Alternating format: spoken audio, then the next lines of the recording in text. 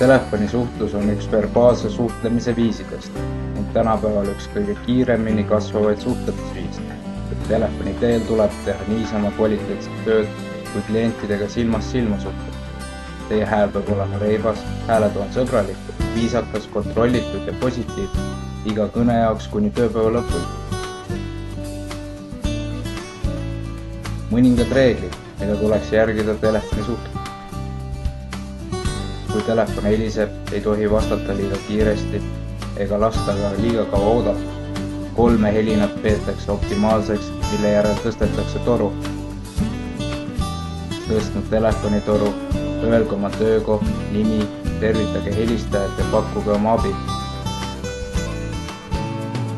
Kuulake hoolega ja püüdke aru saada, mida helistaja soovib.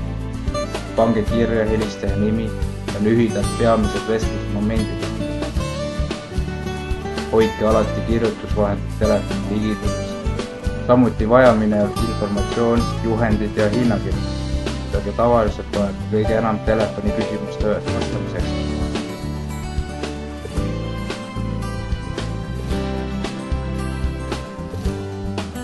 Kui olete parasjagu mõne teise kliendi või tegevusega hõivatud, siis teavitage kindlasti sellest ka helistajat ning vabandage. Paluge helistajal jätta oma telefoninumber, et saaksite talle kohe, kui vabanete tagasi helistada. Kui suunate kõne mujale, siis teavitage klienti isikust või osakonnast, kuhu te kõne ühendate. Kindlasti selgitage kliendile kõne suunamise tagamaid ja põhjuseid.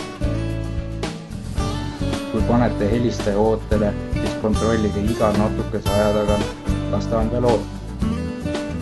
Kui ootaeg muutub liiga pikaks või te ei leia kohe vajalikku informatsiooni, siis pakkuge helistajale võimalust, et helistate talle tagasi. Veenduge, et teil on olemas tema õige telefoninumber ning helistage tagasi võimalikult kiiresti ja kokkulepitud ajal. Lõpetage kõne alati viisakalt ja tänage klienti helistamise eest. Seeläbi on ka telefoni teel suheldes võimalik jätta positiivset esmalt. Teist kui lahkest, naeratavast ja professionaalsest teenindajast. Täitke ja kontrollige, mida telefoni teel lubasite. Vormistage helistaja tellimus, andke teada edasi või sooritage mõni muu tegevus, millest kliendiga telefoni vahendusel kokku leppida. Seeläbi on võimalik võita kliendi usaldus ning jätta oma ettevõtte positiivne esmane.